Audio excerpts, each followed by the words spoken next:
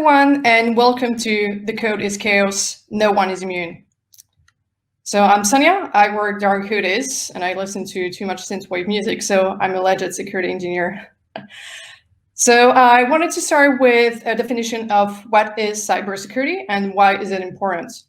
So cybersecurity is the techniques of protecting computers, networks, programs, and data from unauthorized access or attacks that are aimed for exploitation.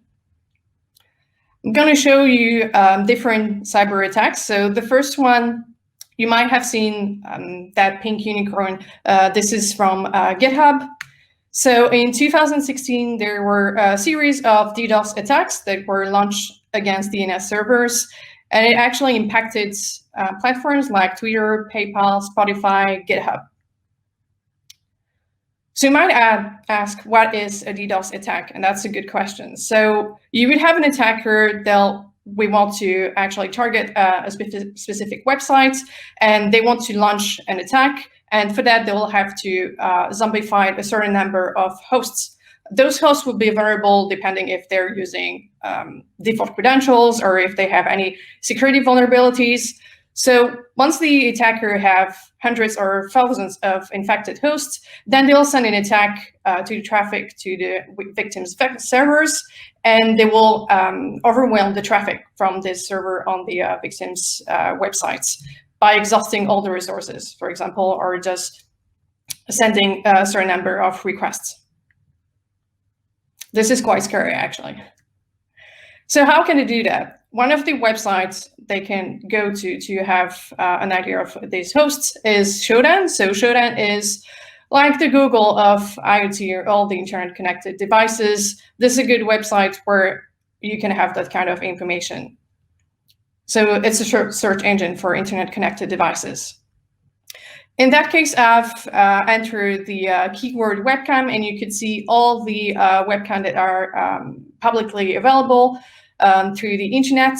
You have some information around the services they're using, the organization, locations, some of the operating systems or products. This is actually quite scary, getting those kind of information. So for the purpose of this presentation, I've obviously redacted the IP address, but this is just to give you an example of one webcam that is available in Canada. You could see that this is a live webcam. It's returning HTTP of 200 for a status code. So this is live. This is what you could see through the webcam. It's really scary. So that was for DDoS attack. Let's move on to another well-known cyber attack, which is ransomware. So this is an example of the WannaCry ransomware. You might be used to see this screenshots or images. So basically on the left sidebar, you would see those countdowns to let you know how many time remaining you have to pay the ransom. I'll give you, the attacker usually have a sum of what you have to do and the amount of Bitcoin, which is the most important information for them, that you need to send to decrypt the data. So what is a ransomware attack? So one potential scenario is that the attacker will send a phishing email, and the user will receive that email, open it, click on the link, and on the background, the malware will impact and execute on the user's machine. On the background, it will also create a public key, and once the files get encrypted and you get the ransomware string, so the one that I've just shown, the red one, then when you pay the Bitcoin, the attacker will give you the private key so you can decrypt your data. And they usually follow this technique, which is called the cyber kill chain. So first of all, they'll spend some time doing a little bit of recon. So they would go and see if they could get like email address, if there's any open port, if there's any security vulnerabilities, depending on which platform or services or software they're using. Then they will try to create, they will weaponize and try to create a backdoor with a payload that will work on. Then they will deliver it. So as we've seen with the ransomware, it was through phishing email, for example. So they will deliver the payloads, which will, once it's activated on your machine, they'll try to exploit and install it, and then they will try to pivot. So in the case of the ransomware, it was actually for WannaCry, a group called Shadow Brokers that actually stole data from the NSA and put it publicly, and it was using a vulnerability on the Windows system that allows to remote control the service, and then they've installed the ransomware WannaCry. And then once they have the access to their servers, your servers, and they will try to pivot and try to exfiltrate the data that you have on your servers. So for the ransomware WannaCry, this was all the countries that was impacted by that attack. So I think there was more than 150 countries. Another well-known cyber attack is called extortion. So this is also a phishing email. So basically, the attacker will collect passwords, and this is actually the bit that is blurred at the top. This is the password, and as every phishing email, it usually plays on feelings, on emergency. In that case, the attacker will trick you, letting you that he installed a malware on your machine that is make him able to record what you've been doing, watching adult websites, and they will send it to your employer, to your family, basically blackmail you. They also send you a Bitcoin address, because obviously this is what they want. In that case is 1,200, so they don't have to send it. But obviously you can see it's based on emergency, because in the note, they'll tell you, you have 1 day to make the payments. And they're trying to work on the emergency filling, even if all that is just a trick, it's just a spam. What I would recommend is to copy paste that Bitcoin address and just check on any Bitcoin wallet that you could find on Google. And usually you'd find that the wallet is empty, so it shows that it's a scam. Another good way to see if you've been a victim of data breach is to go to a website like Have I Been Pwned? And instead of having the I Love Techno Day, just add your email address, and then it will let you know, that website will let you know where you've been breached. So basically, how the attacker got your password, they'll go through all of those data breaches, collected your emails and password. They'll do mass sending to emails and just try their luck if people get tricked and pay for the ransom. So how data breaches occur? So usually the attacker will look for weaknesses that it can exploit. So should it be through social engineering, as I said, through phishing email, or should they use infrastructure weaknesses? So that could be through SQL injection or any vulnerability exploitations or third-party dependencies. So they will have a look at both ways to attack. Once they're on the system, they will exfiltrate the database and try to monetize that data, obviously, because this is a way for them to earn money. This is just to give you an example of all the companies that have been victims of data breaches. So you could see that actually all the industry have been impacted. And also some of the industries are more impacted than others, like, for example, the adult website, because you can think of the sensitivity of the information and how an attacker could blackmail the person, the victim, in that sense. This is another example of a visualization with the world's biggest data breaches and hacks. And you can see that in 2013, the biggest data breaches was Yahoo, but since then, because there were way more with another Yahoo, with Facebook, with the Marriott, the Hotel International, and other big companies that had data breaches. So now that we've seen cybersecurity attacks, let's funnel down and see what happens on the web application attack level, and how 22 lines of codes actually impacted almost 400,000 victims. This happens with British Airways in 2018. They've announced that they've suffered a data breach. So they said that their customer have been affected. Their information, their personal and payment information have been stolen through that attack. So the payments that through their main website were affected, so basically on their main application. The payments through their mobile applications were affected, both Android and iOS. And the payments were affected over a period of 2 weeks. So from August 21st to September 5th, 2018. So what happened during that time? So usually security researcher will, when they investigate this kind of attacks, they will look for patterns. If we've already seen that kind of behavior before, or if we've seen that pattern before in other attacks. And in that case, we could see that the customer data were stolen directly from the payment forms. And we've seen that kind of pattern in another cyber attack that happened when Ticketmaster UK reported a breach. And in that case, the main suspect was MageCards. And you might ask, who is MageCards? So MageCard is a consortium of malicious hacker groups who target online shopping cart systems to steal payment card information.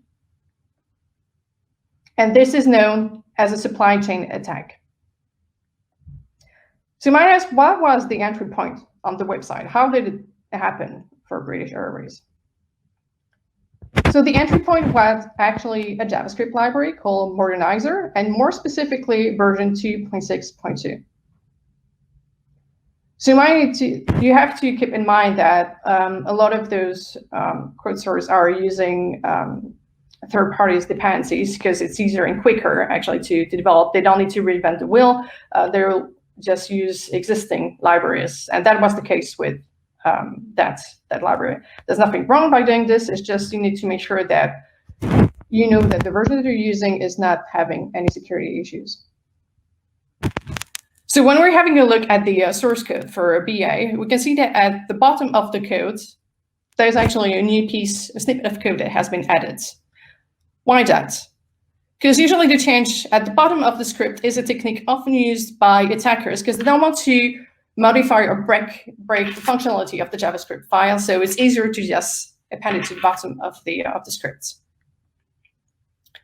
And how did we see that actually that file has been tampered? So usually servers can send a last modified header, and this will indicate the last time the static content has been modified. And in our case, we could see that the last time that Modernizer file was modified was in 2012, but when it was tempered, it was in 2018. So we could see that the attacker took some time in 2018 to access the CDN and just modify temper the documents. This is the piece of code. This is the 22 lines of codes that actually is performing that attack.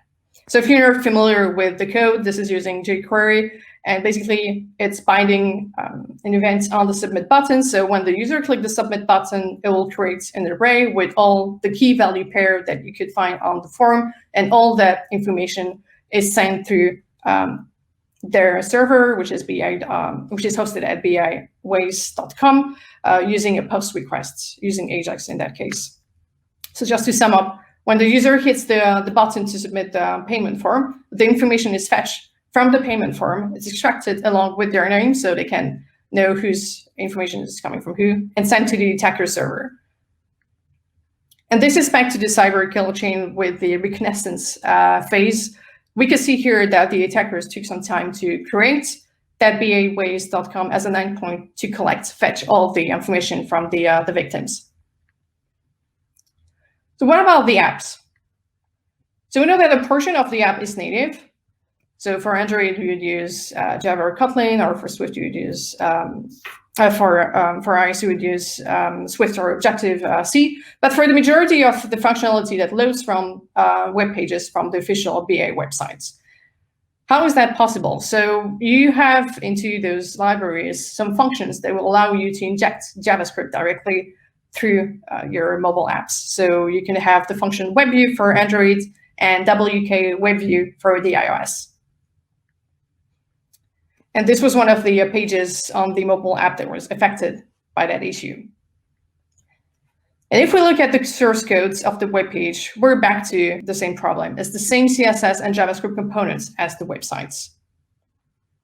And if we're having a look, it's still the same Modernizer version 2.6.2, the one that has been tempered by MageCard. Conclusion of that story, BA has been fined under GDPR for the data breach. Quite an amount. So now that we've seen cyber attacks and also web application attacks, let's move on to how can I protect my websites? Obviously, there's many ways to protect the websites, but I would like to focus on two different things: the security features and security tools. So in the security features, one of them is called content security policy. So a CSP is a HTTP response header. It restricts how resources such as JavaScript, CSS, and other assets are loaded by the browser. And it will mitigate injection attacks, including cross-site scripting, so XSS in that case. So as you could see, so if let's say you have a website called example.com and you're only allowing file.js and file.css. So let's say an attacker will try to just share malicious.com. This one will be actually blocked because it's not recognized. It hasn't been whitelisted through your content security policy. There's a really good website called Content Security Policy, which is acting as a quick reference guide, and it will give you all the directives and the value that you could actually use to set up your content security policy. As an overall, you can see that it's quite supported by almost all the browsers. This is just to give you an example, an overview of some of the directives that you could use. So you can see that you can whitelist your script, your style, your images, your fonts, media, frame. So you have quite a few options to whitelist the assets and the that you have on your website. And there's also different kind of values that you can append to those. So I would really recommend for you to have a look at the website and try on your own to set up a CSP. You also have a few storage policy and how to apply those CSP. For example, if you want to allow Google Analytics, Google Ajax CDN, and same origin, you would use the directive script source and then serve itself for the same origin, and then Google Analytics and the Ajax API. Usually when you want to implement a CSP, I know it's quite tricky at first, and obviously you won't push it directly to production. What I would recommend is to test it on your test environments and having an endpoint. So for example, linking to report URI that will fetch all of the errors that you're getting at first when you're trying to implement your CSP, and then it will help you to fine tune your whitelists. Another good security feature is the SUBRESOURCE integrity. So it enables browser to verify that the resources they fetch are delivered without unexpected manipulation, so that it hasn't been tampered. And it works based on a cryptographic hash. So basically you would have the clients, for example, you have style CSS with the integrity hash, which is lorem1c6b. And let's say you have an attacker with their server to try to push their style CSS file, but their integrity SHA is foobar1c6b, which is different from the one that you have. So it will be enabled to load that resource because it has been tampered. This is to give you an example with Bootstrap. As you could see, when you copy paste the scripts and the links, you have the integrity SHA at the end. You also have some example with jQuery and other of the dependency that they're using. And if you don't have an SRI hash, you can generate them. So there's a website called SRI hash generator. You just need to add the CDN endpoint hash, and then you have the complete script with the integrity hash. Also, you can have a look at, can I use websites, just so you have an overview of if it's well supported by all the browsers. So this was the security features. Let's move on to the security tools that you could use to secure your websites. If you're using GitHub, you might be familiar with the dependency graph and the dependabots. So dependency graph is available for every public repository that define dependencies in supported language using a supported file format. It means that all the supported packages ecosystem that GitHub is supporting, so depending on what you're using, could be a package log, JSON, or unlock if you're using JavaScript. It could be a pom.xml if you're using Java. It could be requirements.txt if you're using Python. So in that case, dependency graph will scan those files and let you know if there's any vulnerabilities on that. Another neat way to enable it, because this is new how GitHub implemented. At first, you had to go to every repository and activate every file, but now you can just go on your personal settings and security analysis and just enable it for all the the repository that you have, for dependency graph, for dependabot alerts, and for security updates. And you can do the same if you have a GitHub organization level. Once you've done that, so you have the dependency graph, which is enable, but the dependency graph will only give you visibility on what you have. But you need to act, because it's good to have the information, but it's even better if you can actually have some actions to have. So dependabot will create automated pull requests. So you can find dependabot, first of all, on the GitHub Marketplace. I would strongly recommend you to go to the GitHub Marketplace. There's a lot of applications that are free for open source. And if you're doing pet projects, if you're working on some tech task for your job interviews, just to create a simple continuous integration pipeline, this is a really good starting point. You'll have applications around code review, code quality, compliance, security, all of those. But back to dependabot, so you can find it on the GitHub Marketplace. It's free, it's easy to set up because it's natively integrated to GitHub. You just need to set up on which repo you wanted to have it. Once you've set it up, it will scan your code, scan the dependency graph, and let you know to which version you need to update your dependencies. So in that case, you would see for .event.env, they will require you to update it to the version 7. And also there's neat integration with Slack that you could see if all the checks have passed. This is if you've set up a quick and small continuous integration pipeline. It'll go through all of the tools that you've installed, including dependabots. But most importantly, they have the compatibility score. So basically what it means, it will compare with the other open source project using dependabots for this specific package, and if it doesn't break their continuous integration pipeline, they will increase that score, which gives you more confidence actually to merge that pull request. Also, you can configure the dependabot through a YAML file. So what kind of package manager you're using, what directory you want to scan, or where your file is located, and also most importantly the update schedule. So if you want to do it daily, live, when there's a new security vulnerability that is live, you can be alerted as soon as it is. And other options that you can see there's quite a few if you want to configure it through YAML. Another well-known tool is Snyk, doing basically the same thing. So scanning your database of third-party packages that are using and letting you know if there's any vulnerabilities. Same thing, you could actually go to the GitHub Marketplace to install Snyk, also quick and easy to do. Then you can go to their console, and they'll let you know if you have any security vulnerabilities, what kind of alerts you're getting. They're also checking for the licenses, which is good. It's just if you want to be compliant on that side as well. You can also click on the vulnerability that will give you the detailed path, the remediation, a little bit of explanation. If you have the paid version, you can create a Jira ticket. If you think it's safe, you can ignore the finding. They also have a Slack integration. So as soon as there is a new finding, you'll receive a new alert through their Snyk bots. They usually also send you emails weekly or daily, depending on how you set up. But both the dependency graph, dependabot, and Snyk will send you weekly digests with the vulnerabilities that you have within your repos. And this is just to show you how it looks like with a quick and small continuous integration pipeline. So those are the ones that I've installed through the GitHub Marketplace. Just to show that at the bottom you could see Snyk as a step. And once all the checks have passed, then you can finally merge the PR.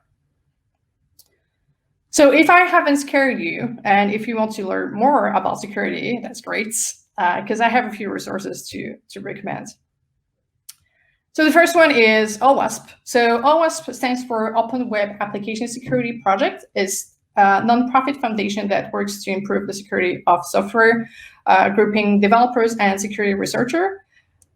They produce educational materials. You might probably know them for the OWASP Top 10, but I would strongly recommend to go on the website and have a look to all the other resources that they're producing. They actually cover everything, to be honest. They have guides on Internet of Things, of serverless, on Docker, on just testing web app, mobile app, threat modeling. Yeah, they basically have a lot of really good resources. And the good news is all of those goodies are free. So a really good starting point if you're interested in security. If you're more a hands-on person, I would recommend several websites. So the first one is Try Hack Me. You can start from free on that. You don't need to pay for that one. You will have access to the free rooms. So basically, you enter a room and it will give you a walkthrough step by step how you would use different tools. So I've added some of the tools that you would go through or learn through the process. So for example, you have Nmap to scan the ports if you have any open ports or closed ports. You have Metasploit, which is a framework where you have a database of payloads to perform assessments or also exploiting services. You have John the Reaper to crack passwords, and you will also learn more around different OS. So it should be Linux, Windows. They will also teach you how to do Google dorking, so how to do a little bit of intel and find information on using search engine. So that was for Try Hack Me. You can also use Hack the Box. You actually need to find code to let you create your account, which is cool. We'll just start with a challenge. Basically, Hack the Box will give you a list of machines that you can try to exploit. And because it's based on CTF, which is capture the flag, you'll need to find a user flag and a root flag. So to find the root flag, you'll need to perform privilege escalation, to just become admin on the machine. And recently, they've also launched what they call Hack the Box Academy, which is more educational resources. Which is also a good one. And you obviously have OWASP that released a Node.js application, which is called Juice Shop, and they also have their proxy, which is called OWASP Zap, which is the equivalent of Burp Suites, or Burp, the tool that will allow you to test the website. So really good resources. If you're interested in security, have a look on this one. Another good one is by Portswigger, so the company that created Burp. They have the Web Security Academy, which is free. You can log in just to keep track of your progress. It's based on gamification. They have a lot of materials and labs as well that covers the OWASP top 10, but also other security exploits. When you feel confident about your security skills, I would recommend that you go through platforms like Backrub and HackerOne. So they also have their universities and academies, which I would recommend to go on this also to have a look. But basically, those platforms will allow you to join programs and to test real-life examples. So basically, you'll be allocated to a program to test against companies, and if you find any bugs or security vulnerabilities, you can get paid for that. And finally, you also have the Security Champions Playbook. This one is by OWASP. This will depend if your company has a security champion path, but basically a security champion will bridge the developers and the security team, and it will allow you to just experience what it is. And if you're lucky to have this, you can also get trained, have access to conferences and resources. This will also depend on your company and if your security team have this kind of program. Just to finish, and if you want more resources, I wrote an article on Medium where I actually tried to gather a lot of resources on YouTube as well and other platforms. And also I'm running this initiative called Epic Women in Cyber. So if you're not sure if you're curious about the industry, I would recommend to go and have a look at all the amazing journey that those women are just sharing with us. And also, if you're a woman in cyber, don't hesitate to reach out to me. I lovely and gladly add you to the list. So some key takeaways before ending this presentation. We've seen that open source can be a vector for large-scale cyber attacks with British Airways, which is the third dependency with Modernizer. I would recommend to leverage the applications that are available on GitHub Marketplace. You've seen that it's quite easy actually to set up. Just have to go on the GitHub Marketplace, install Snyk or Dependabot for a start, have a look, just create your small continuous integration pipeline.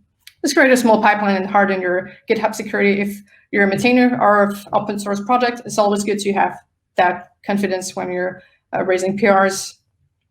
Just experiment as an all. Yeah, you can also experiment with the CSP or the SRI as well. And one big one, please don't push your keys and credentials and plain text on GitHub. It's really bad practice. And yeah, we'll just finish with my motto, get secure, be secure, and stay secure. Thank you.